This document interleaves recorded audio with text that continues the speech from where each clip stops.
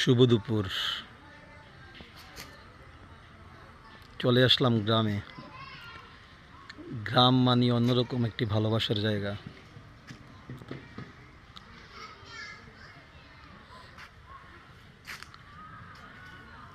গ্রামে চারদিক গাছ দিয়ে ঘেরা।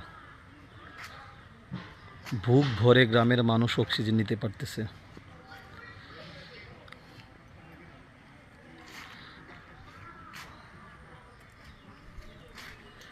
আসলে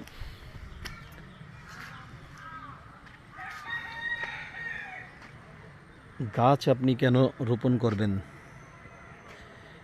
গাছের কত উপকার বলে শেষ করা যাবে না। গাছ আমাদের বায়ু দূষণ থেকে রক্ষা করে,